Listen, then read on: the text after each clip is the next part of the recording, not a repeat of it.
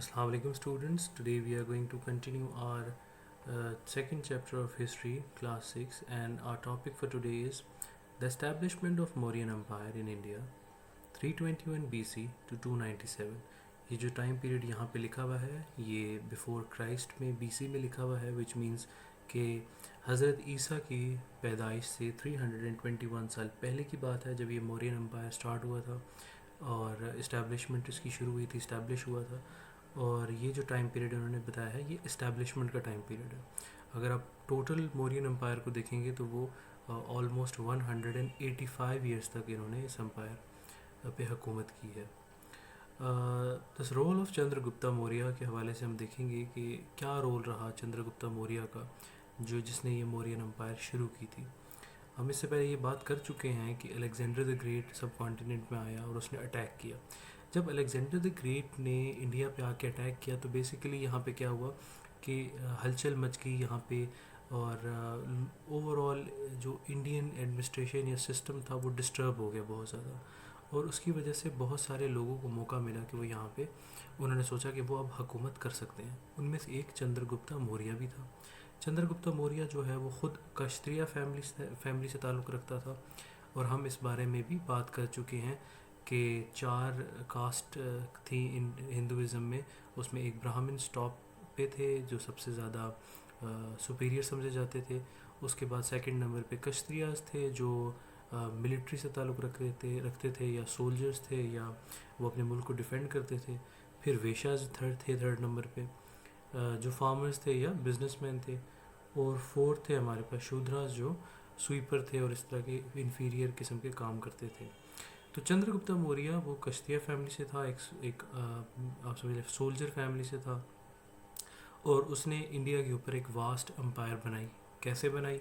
जैसे कि मैंने आपको बताया कि अलेक्जेंडर द ग्रेट ने जब हमला किया तो बहुत सारे लोगों को मौका मिला कि अब यहाँ पे ओवरऑल यहाँ का सिस्टम डिस्टर्ब हो गया, तो किसी न किसी को अब दोबारा आके यहाँ पे पावर गेन करनी पड़ेगी।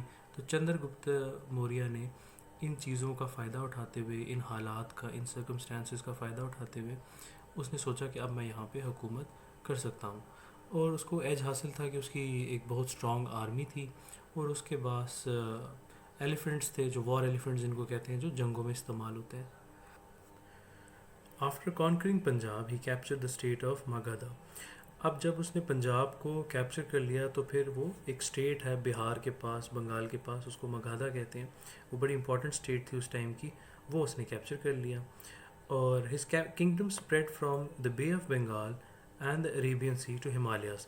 तो फिर उसका आहिस्ता आहिस्ता जो पूरा किंगडम था वो स्प्रेड हो गया। अगर आप मैप पे देखें तो वो कहता है बे ऑफ बंगाल से, ये बे ऑफ बंगाल लिखा हुआ है, टू अरेबियन सी, मतलब ये सारा एरिया कैप्चर किया, और फिर यहाँ से लेकर हिमालयाज तक, मतलब ये सारा एरिया जो था वो मौर्यन अम्पायर बन गया, चंद्रगुप्ता मौर्य ने कैप्चर कर लिया।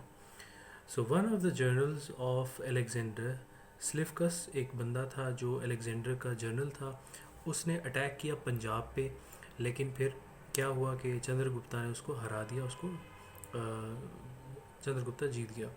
Greeks handed over Kabul, Kandahar and Herat to Chandragupta Maurya. अब ग्रीक्स जो वो उस टाइम में अफ़गानिस्तान के अंदर थे, उन्होंने देखा कि चंद्रगुप्ता जिस तरह से स्ट्रॉन्ग है और बहादुर है और उसके पास बहुत बड़ी आर्मी है, वो तो कैप्चर करता जा रहा है एरियाज़, तो फिर ग्रीक्स ने भी ये एरियाज़ काबुल, कंधार और हैरत जो अफ़गानिस्तान के एरियाज़ हैं वो चंद्रगुप्ता को दे दिए। फिर लेटर ऑन चंद्रगुप्ता ने कुछ और एरियाज़ को कैप्चर किया जिनमें बिहार है, बंगाल है, बिहार है, यूपी है, मालवा है, साउथ पंजाब है, ये तमाम एरियाज़ को भी उसने कैप्चर कर लिया। और लेटर ऑन फिर उसने मैसूर, कश्मीर, सिंध, नॉर्दर्न सिंध, बलूचिस्तान, अफ़गानिस्तान, तो अगर आप ओवरऑल इसको समझने की कोशिश करें तो एक किस्म का उसने ओवरऑल इंडिया को कैप्चर कर लिया था, वो पूरा उसने अपना अम्पायर उसने बना लिया था। Mauryan empire remained in power for 185 years. It was the world strongest empire of its time. और ये समझा जाता है कि वो उस टाइम का सबसे ज़्यादा स्ट्रॉन्गेस्ट एम्पायर था, और जैसे मैंने आपको बताया ये 185 ईयर्स तकरीबन इसने हुकूमत की इंडिया के ऊपर। The oldest city of kingdom of Chandragupta in Pakistan Maurya was Taxila. यहाँ पे ये कहना चाह रहा है कि जो सबसे पुराना शहर था चंद्रगुप्ता का, चंद्रगुप्तन एम्पायर का और इवन पाकिस्तान का, वो टेक्सला था। मतलब जो सबसे पुराना शहर था उस अम्पायर का, वो टेक्सला का जगह थी, जो हमने इवन गंधारा सिविलाइजेशन के हवाले से जब पढ़ा था तो उसमें हमने बताया भी था कि वहाँ पे एक यूनिवर्सिटी थी और वहाँ पे गंधारा सिविलाइजेशन और आर्ट की चीज़ें मिली थी। तो मौर्यन अम्पायर में भी ये सबसे पुराना शहर था, और आजीवन पाकिस्तान में भी सबसे पुराना शहर टेक्सला का है, जो पिंडी और इस्लामाबाद के करीब है। It was a very prosperous city, बहुत खुशहाल शहर था। It had a university where science and technical education was given in his era, art and craft were promoted. तो ये मैं आपसे पहले भी बता चुका हूँ, जिक्र कर चुका हूँ कि वहाँ पे एक यूनिवर्सिटी थी जहाँ पे साइंस और टेक्नोलॉजी और टेक्निकल एजुकेशन के हवाले से वहाँ पे पढ़ाया जाता था। ज़ाहिर है उस टाइम की जो टेक्निकल चीज़ें होंगी, और उस ज़माने में वहाँ पे आर्ट और क्राफ्ट को भी प्रमोट किया जाता था। Government was run under regular system. Government जो है वो आमतौर पर जिस तरह रेगुलर एक सिस्टम होता है उसके तहत रन होती थी, जिनमें कौन से डिपार्टमेंट्स थे। एक टैक्स का था, टैक्स पे करने के लिए, communication, agriculture, trade, shipping were introduced, और ये तमाम वो डिपार्टमेंट्स हैं जो अमूमन किसी भी नॉर्मल गवर्नमेंट में होते हैं। A council of village elders were responsible for delivering justice in a village, और एक काउंसिल बनाई जाती थी, एक कमेटी बनाई जाती थी देहातों के अंदर, जो आजकल भी है, जिसमें बड़े बुजुर्ग जो है वो फैसला करते हैं जब भी कभी कोई डिस्प्यूट या मसला या लड़ाई होती है। Canal system was introduced in that era, और उस टाइम के अंदर फिर कैनाल्स जो हैं, नहरी निज़ाम, उसको भी इंट्रोड्यूस किया गया। A network of roads was established, और बहुत सारी रोड्स जो हैं उनको भी बनाया गया। Weights and scale for measuring were used.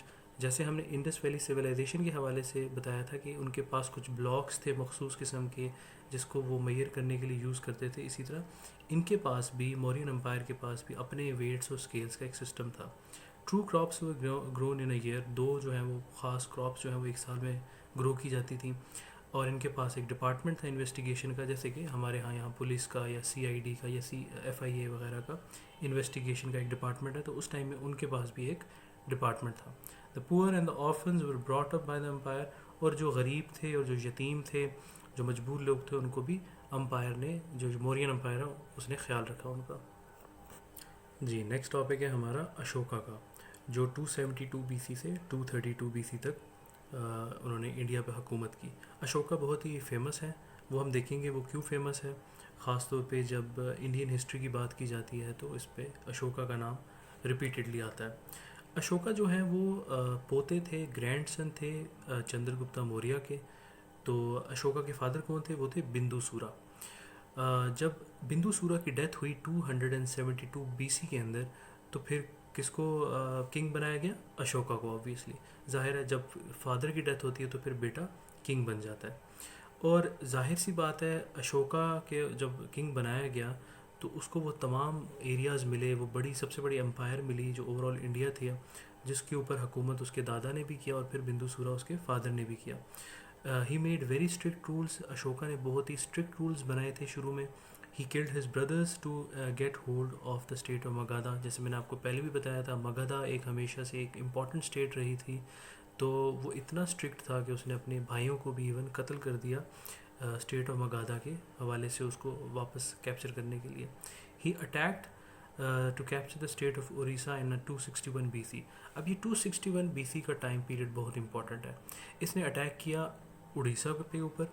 Orissa एक जगह है और अशोका जीत गया। लेकिन ये जब जीत गया तो इसको पता चला कि इस जंग के अंदर तकरीबन 1 लाख लोगों की डेथ हुई है। अब जब इसको पता चला कि 1 लाख लोगों की डेथ हुई है तो वो फिर ज़ाहिर दुखी हुआ और उसको अच्छा नहीं लगा, और उसको नफ़रत होना शुरू होगी जंगों से, वायलेंस से, लड़ाई से। और उसकी एक रीज़न जो बताई जाती है कि उसका इन्फ्लुएंस, उसके ऊपर इन्फ्लुएंस था बुद्धिज़्म रिलीजन का। और हम बुद्धिज़्म के हवाले से बात कर चुके हैं कि गौतम बुद्धा ने क्या प्रीचिंग की थी कि नॉन वायलेंस की बात करें, पीस की बात करें, इक्वालिटी की बात करें। तो अशोका के ऊपर भी बुद्धिज़्म का फिर असर आना शुरू हो गया। तो उसने क्या किया, फिर ये डिसीजन लिया कि मैं फिर अब जंग या फाइट नहीं करूँगा फर्दर किसी से भी। और जो तमाम कैदी थे, प्रिजनर्स थे वॉर के, जो जंगी कैदी जिनको कहते हैं, जंगी कैदी थे, उनको रिलीज़ कर दिया और अपनी नेशन से उन्होंने अपोलोजाइज़ भी किया, मतलब माफ़ी मांगी। और फिर क्योंकि वो बुद्धिज़्म को फॉलोअर बन गए तो फिर उन्होंने अपना जो सिस्टम है और मुल्क है उसको बड़े पीसफुली रन करना शुरू कर दिया। उन्होंने रोड्स की साइड पे ट्रीज़ लगाना शुरू कर दिए। उसने कुछ इन्स कंस्ट्रक्ट किए। इन्स कहते हैं उन जगहों को जहाँ पे, जिनको आप कहते हैं मुसाफिर खाने, जो ट्रैवलर्स अगर कहीं ट्रैवल कर रहे हो और लेट नाइट अगर उन्हें कहीं स्टे करना पड़ जाए तो रास्तों में इन्स बने होते हैं जहाँ पे वो स्टे कर सकते हैं। He issued golden commands and ordered to engrave them upon rocks and pillars so that people could read them. और काफ़ी ज़्यादा गोल्डन कमांड्स थे, और इवन जो उनकी गौतम बुद्धा की सेइंग्स थी और उसके अलावा जो भी इम्पॉर्टेंट सेइंग्स थी उसने फिर उनको पत्थरों के ऊपर उसने लिखवाया। These commands still can be witnessed all over India and Pakistan which shows his believes in Buddhism. और ये अगर आप इवन यहाँ टेक्सला की वाली साइड पे भी जाएं और इवन इंडिया में भी कई जगहों पर अभी भी ऐसे पत्थर पड़े हैं जहाँ पे बुद्धिज़्म के हवाले से और ऐसी सेइंग्स उसने जो लिखवाई थी अभी भी मौजूद हैं। और इससे ये शो होता है वो कितना ज़्यादा बुद्धिज़्म में बिलीव करता था और गौतम बुद्धा की सेइंग्स को इम्पोर्टेंस देता था। He constructed hospitals for animals, even उसने एनिमल्स के लिए हॉस्पिटल्स बनाए। ही ग्रीव गार्डन्स, उसने गार्डन्स बनाए। He issued coins of copper and silver, और फिर उसने कॉइन्स भी बनाए कॉपर और सिल्वर के, जो एज अ करेंसी यूज़ हुए बाद में। Special taxes were imposed on grains, कुछ ख़ास टैक्सेस जो हैं वो ग्रेन्स के ऊपर लगाए गए, जो मतलब जिस तरह की वीट वगैरह हैं उनकी ग्रेन्स के ऊपर। The national emblem of India, अगर आपने ये नेशनल एम्बलम देखा हो इंडिया का, जो अमूमन उनके गवर्नमेंट की जो स्टैम्प है उसके ऊपर भी होता है, या उनका जो लोगो है कंट्री का जिसको हम एम्बलम टेक्निकल टर्म्स में कहते हैं, वो इंडिया का ये वाला है। और इसको कहते हैं अशोका की लत।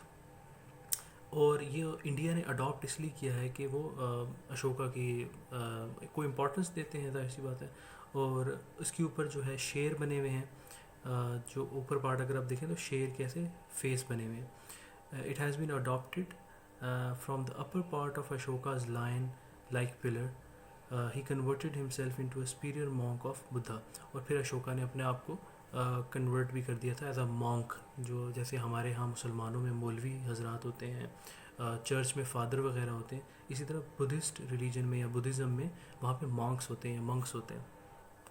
जब वो मंक बन गया तो उसके बाद आहिस्ता आहिस्ता उसने प्रीचिंग शुरू कर दी। प्रीचिंग मतलब उसने बुद्धिज़्म को फैलाना शुरू कर दिया। Ashoka propagated Buddhism in India vigorously, और इंडिया में उसने बहुत ज़्यादा बुद्धिज़्म को फैलाया। He sent preachers to Asia to spread Buddhism and constructed places of worship for Buddhas Buddhism या बुद्धिस्ट फॉलोअर्स। अब उसने क्या किया कि एशिया के मुख्तलिफ़ कंट्रीज़ के अंदर उसने अपने प्रीचर्स को भेजा वहाँ पे, ताकि वो तबलीग कर सकें या अपना जो मज़हब है बुद्धिज़्म का उसको फैला सकें।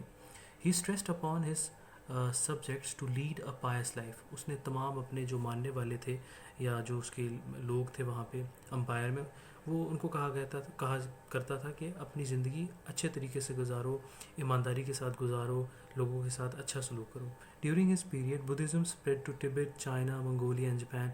और ये वो कंट्रीज़ हैं जो उस टाइम में ही इन कंट्रीज़ में बुद्धिज़्म फैलना शुरू हो गया था, और इवन आज भी इन कंट्रीज़ में बुद्धिज़्म है। He discovered new ways of worship, religious messages of Buddhism were engraved on roads, pillars and mountains. उसने नए तरीक़ेकार अपनाना शुरू किए थे वर्शिप के हवाले से। तो उसने क्या किया, जो मुख्तलिफ रोड्स या पिलर्स या माउंटेन्स हैं वहाँ पे बुद्धिस्ट मैसेजेस और रिलीजियस मैसेजेस वहाँ पे इनग्रेव करना शुरू कर दिए, लिखना शुरू कर दिया। इवन आज भी श्रीलंका के अंदर कई रोड्स के ऊपर गौतम बुद्धा का बुत पड़ा होता है, और वहाँ पे मुख्तलिफ चीज़ें इनग्रेव की होती हैं, और वहाँ पे लोग रुक के जब गुजर रहे होते हैं तो वहाँ पे रुक के वो एक किस्म का वो सलाम करते हैं, ये काइंड ऑफ सजदा करते हैं उनको।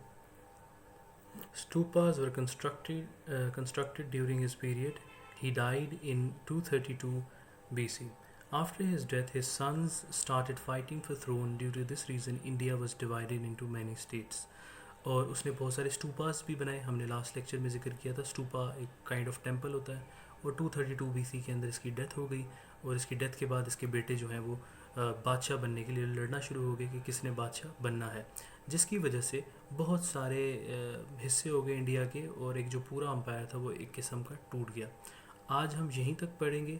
इसके बाद हम नेक्स्ट लेक्चर में इंशाल्लाह डिस्कस करेंगे the establishment of Gupta range.